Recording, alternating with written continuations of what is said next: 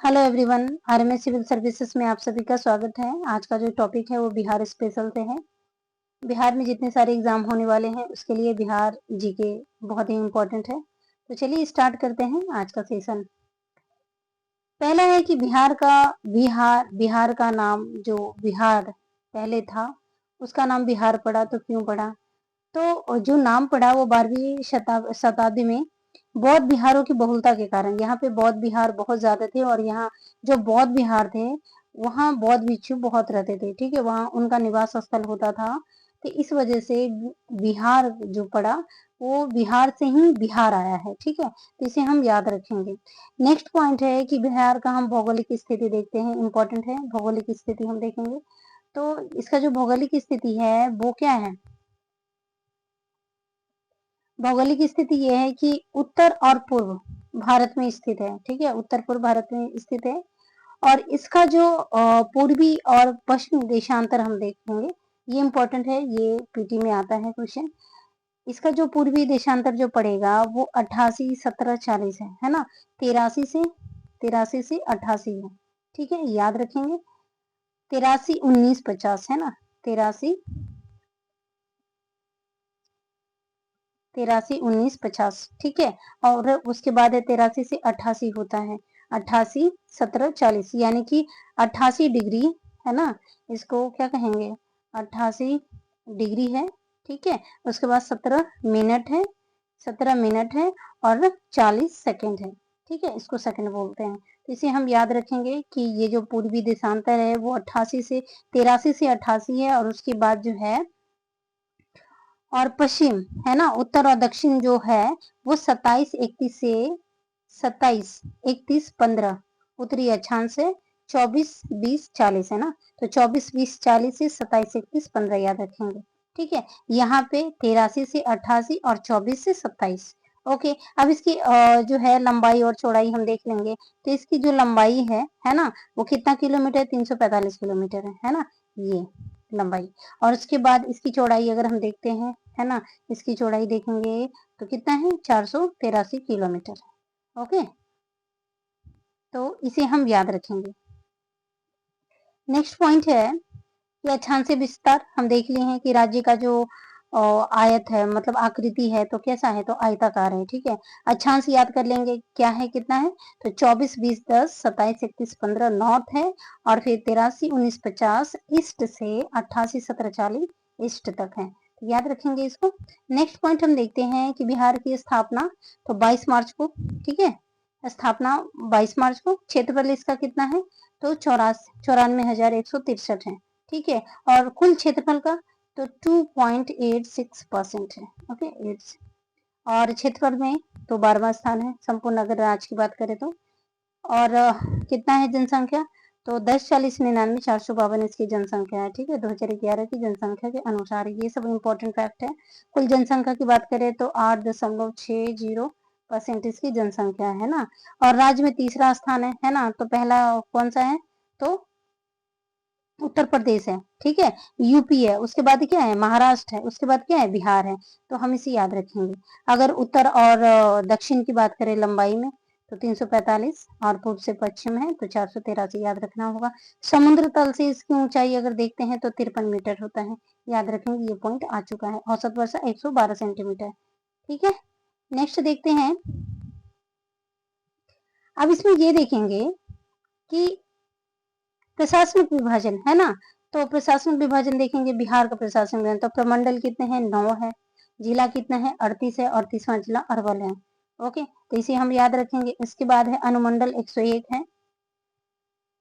प्रखंड सह अंचल जो है 534 है। ठीक है, और पंचायत है 80 58। ठीक है, जहाँ पे यहाँ पे क्या है ना कि 80 58 ये पंचायती क्षेत्रों में क्या है कि विवाह मंडल की स्थापना की बात की गई है इस बार बजट में। नगर निगम 19वां है। ठीक है, 19वां नगर निगम जो है वो सहरसा है, इंपॉर्टेंट है। नगर परिषद 88 है और नगर पंचायत 154 है। और पुलिस जिला जो है वो 40 है। याद रखेंगे कि 38 जिला तो ये है ही, बाकी बगहा और नगोचिया में पुलिस जिला स्थापित किए गए हैं। तो कितना हो गया, 40 हो गया।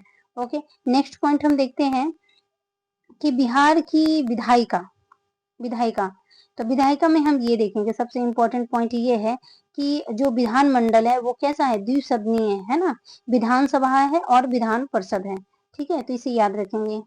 उसके बाद क्या है, बिहार विधान ये सीटों की संख्या, विधानसभा में सीटों की संख्या कितना है, तो 243 है, ये इंपॉर्टेंट है। विधान परिषद में सीटों की संख्या 75 है, और 75 किसका, एक और है ना, 75 एक किसका है, तो कर्नाटक का है, याद रखेंगे, ये कर्नाटक का है, कर्नाटक का दोनों का सेम है। ओके, उसके बाद लोकसभा सीटों की संख्या कितना है, तो 40 है, याद रखेंगे। राज्यसभा की सीटों की संख्या 16 है, ये भी याद रखेंगे। अब यहाँ पे एक पॉइंट यहाँ पे इंपॉर्टेंट बनता है कि विधानसभा में कुल आरक्षित सीटों की संख्या कितना है, तो 40 है। ओके, 40 है। और अनुसूचित जाति कितने हैं, तो 38 है, और अनुसूचित जनजाति सीटों की संख्या 2 है, जिसमें कहाँ कहाँ है, तो कटोरिया है और मनिहारी है, इंपॉर्टेंट है।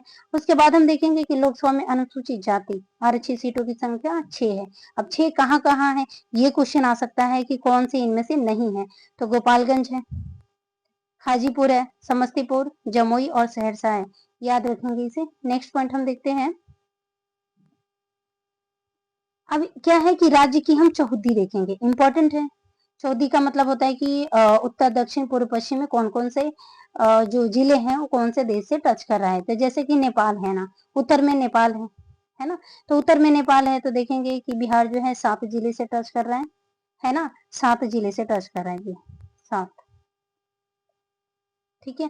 कौन कौन सा, तो पश्चिमी चंपारण, यहाँ से हम देखेंगे, यहाँ ऐसे करके, ठीक है। तो ये क्या है, पश्चिमी चंपारण हो गया, पूर्वी चंपारण हो गया, सीतामढ़ी यहाँ है, मधुबनी है, सुपौल है, यहाँ पे अररिया पड़ता है, और ये किशनगंज है, तो इसे हम याद रखेंगे। अगर झारखंड की बात करें, है ना, अगर झारखंड की बात करें तो झारखंड जो है वो झारखंड के साथ 8 जिले सीमा साझा करता है, तो 8 जिले यहाँ पे देखो, यहाँ पे झारखंड हम मान लेते हैं, यहाँ पे ऐसे है,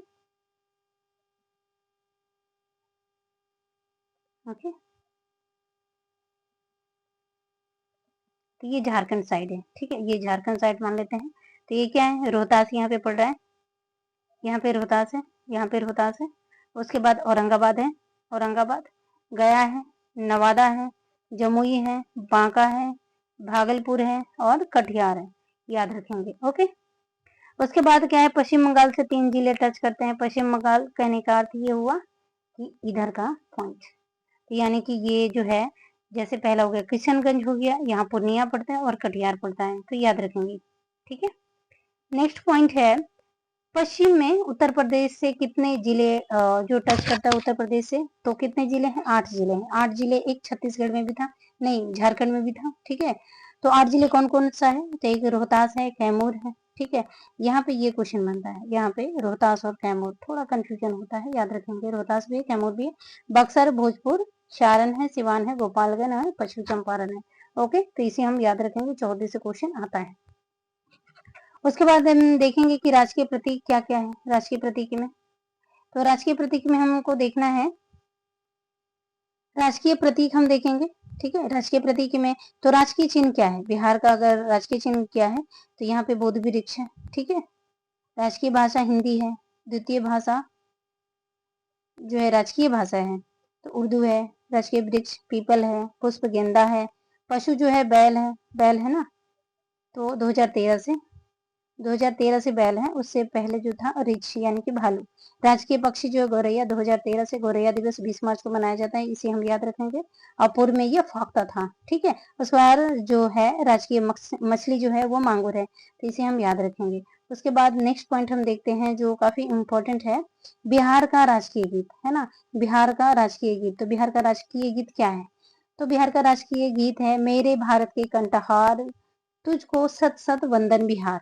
ये इम्पोर्टेंट है कि जो राजकीय गीत है वो उसके गीतकार कौन है, तो सत्यनारायण है, ठीक है। संगीतकार हरिप्रसाद चौरसिया और शिव कुमार शर्मा, मान्यता 2012 से, तो इम्पोर्टेंट है सत्यनारायण, ठीक है। उसके बाद हम देखेंगे बिहार का जो राज्य प्रार्थना गीत है, तो मेरी रफ्तार पर सूरज की किरणें नाच करे, तो ये क्या है, प्रार्थना गीत है, तो इसे हम याद रखेंगे। ओके, नेक्स्ट पॉइंट हम देखते हैं। अब यहाँ पे आ गया कि प्रमंडल, है ना, प्रमंडल अभी बताएं कि कितने प्रमंडल हैं, तो 9 प्रमंडल हैं, ठीक है। उसके बाद यहाँ पे हम प्रमंडल देखेंगे कि प्रमंडल 9 है, तो यहाँ पे देखेंगे कि पहला जो प्रमंडल है वो सारण है, ओके, सारण है, सारण में कितने हैं, कितने जिले हैं? तो 3 जिले हैं। तो याद रखेंगे सारण है, तो सिवान है, सारण है, गोपालगंज है। ठीक है, इसमें से क्वेश्चन आने का जो पैटर्न रहता है वो ये है कि जैसे कि तिरहुत प्रमंडल में कौन ऐसे जिले शामिल हैं? तो एक ऑप्शन दे देगा, सुपौल दे देगा, तो ये सुपौल होगा नहीं। तो तिरहुत में 6 है। ठीक है, पश्चिमी चंपारण, पूर्वी चंपारण, मुजफ्फरपुर, वैशाली, सीतामढ़ी और शिवहर है। इसे हम याद रखेंगे। दरभंगा में भी 3 है, मधुबनी है, दरभंगा है और समस्तीपुर है। कोशी में भी 3 है। ठीक है, सहरसा है, सुपौल है और मधेपुरा है। कोसी क्षेत्र, कोसी नदी बहती है। ठीक है, अगर पूर्णिया की बात करें तो पूर्णिया है, तो अररिया हो जाएगा, किशनगंज, कटिहार और पूर्णिया। ठीक है, उसके बाद जो छठा प्रमंडल है पटना। पटना में कौन कौन से आते हैं? तो पटना ऑलरेडी आता है, फिर नालंदा, भोजपुर, बक्सर, कैमूर और रोहतास आता है।